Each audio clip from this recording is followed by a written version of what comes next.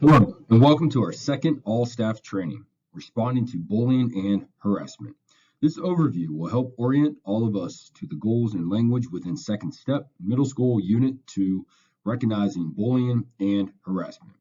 Through a coordinated, school-wide effort, we will be able to set clear anti-bullying and harassment expectations for our students, respond appropriately when instances of bullying and harassment arise, and support a culture of respect and kindness here at Riverbend Middle School.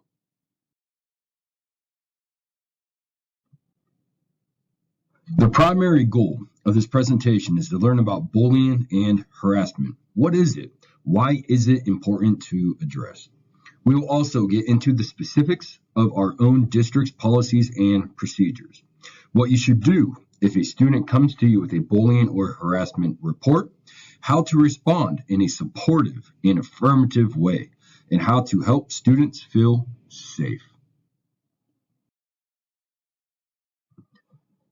Today, we'll be covering 1. Why address bullying and harassment. 2. Best practices for addressing bullying and harassment in schools. 3. How to recognize bullying and harassment. 4. How to respond to student reports of bullying and harassment. 5. Understanding our districts or Riverbend Middle School's policies and procedures. 6. Documentation. And 7. Communicating with families. First, let's start with why it's important to address bullying and harassment in schools. As you know from our first Second Step all-staff presentation, we're using Second Step Middle School as our school-wide social-emotional learning program. An entire unit of this program is dedicated to bullying and harassment prevention. It's important to understand that explicitly teaching students to recognize bullying and harassment means that once they have the foundational understanding, reports to school staff may increase. We all need to know what to do if a student comes to us with a report, including the appropriate next steps and any mandated district policies and procedures we must follow. Bullying does definitely harm kids that are victimized by this behavior, and it harms them because they have negative consequences that come from this. So they have several issues with behavioral problems, some academic issues, and they also have negative consequences that are long term that can actually follow them into adulthood, like depression and substance abuse. What may be surprising to some people is that it actually also harms those children that are doing the actual bullying. And so, like victims of bullying, they have similar consequences, such as, again, behavioral problems, doing poorly academically, and like victims of bullying, they also have long-term consequences that may go into adulthood as well. Another group that may be affected by bullying behavior are those kids that are bystanders.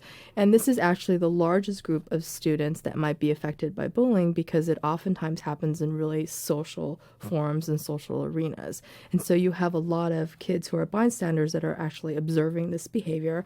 And again, it can affect them negatively. And they may also have issues with behavioral problems and substance use as well. Bullying does bullying bull-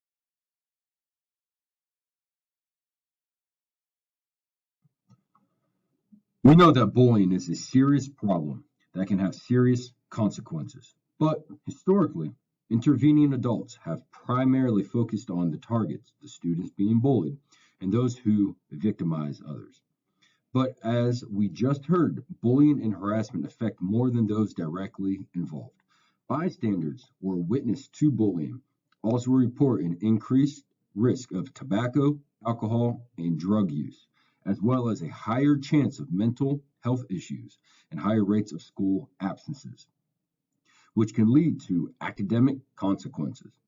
The serious and pervasive negative effects of bullying and harassment impact targets, those who victimize others, and bystanders. They impact the entire school community.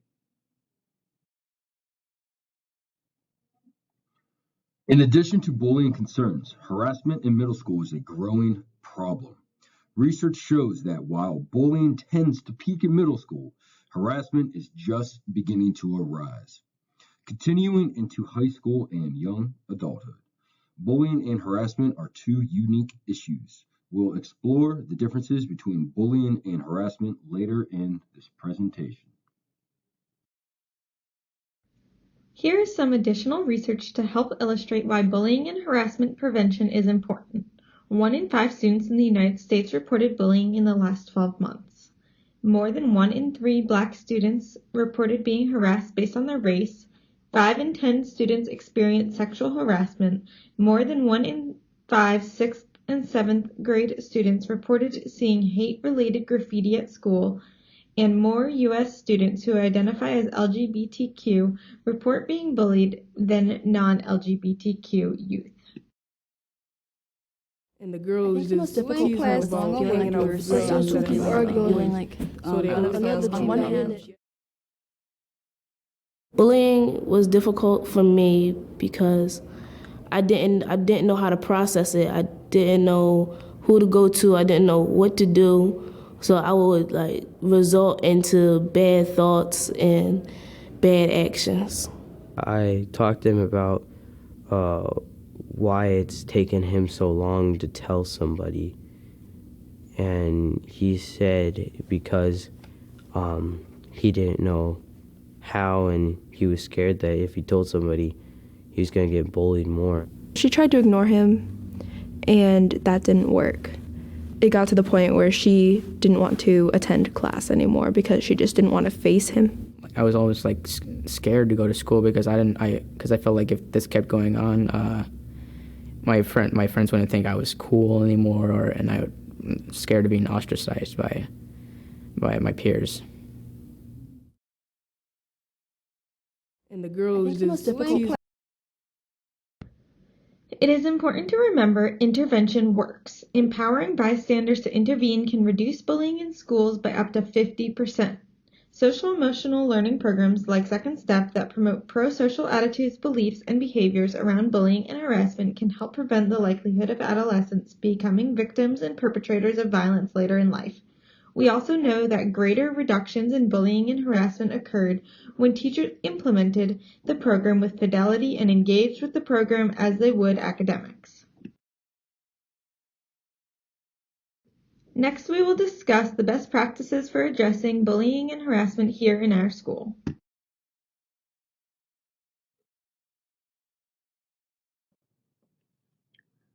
Research shows the first step in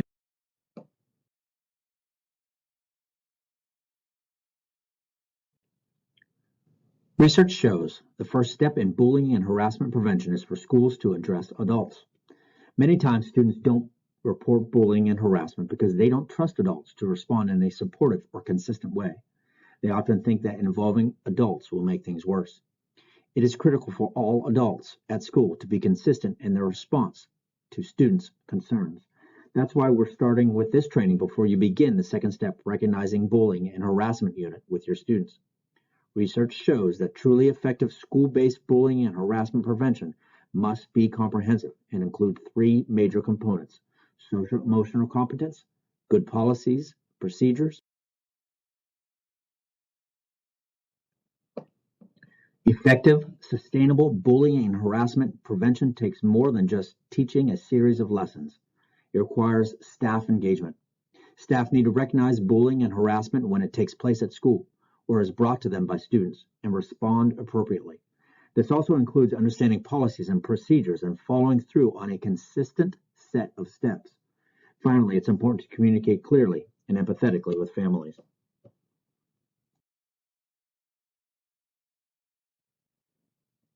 Next, let's discuss what you need to know about bullying.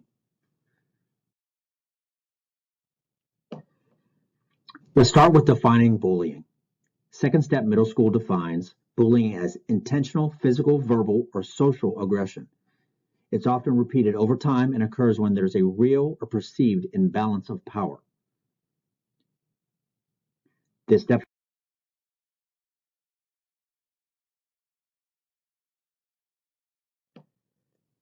It's important to also understand that there are many types of bullying.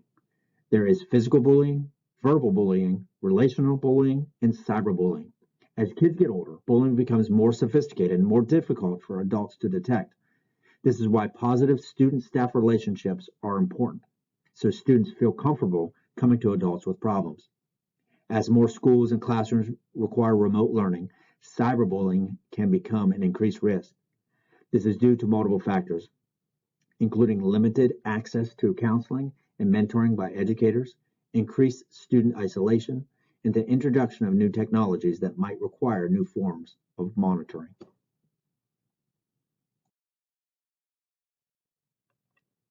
One key element in defining bullying is that it involves a balance of power.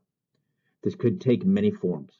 Physical power and social power are often used to intimidate and bully smaller and less popular kids. Students of color, LGBTQ students, and students that don't fit typical gender stereotypes, and students with disabilities are disproportionately affected.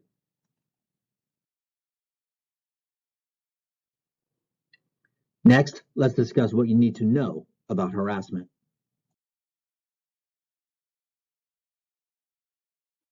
Defining harassment. Second Step Middle School defines harassment as aggression against someone based on a real or perceived characteristic they have, such as their race, religion, sex, or gender. This definition is broadly derived from U.S. federal laws, but some states may have additional or overlapping harassment protections. In addition to the characteristic listed in the second step definition of harassment, there are many different groups that are disproportionately victimized by harassment and discrimination, including students with disabilities. The intention of the definition is not to ignore these groups, but to focus on the types of harassment that show increases during middle school years: gender-based harassment, sexual harassment, and racial harassment. Definition and types of harassment. Two types of harassment that shows increasing prevalence during middle school are sexual harassment and gender-based harassment.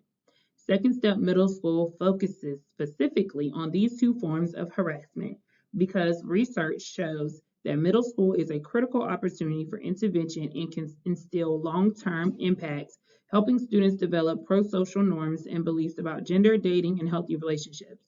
It's also important for students to understand that sexual harassment can be physical, unwanted touching, being pantsed, or being forced to do something sexual, and non-physical, sexual rumors, or name calling. Clearly defining sexual harassment is critical so students can recognize, name, and prevent it.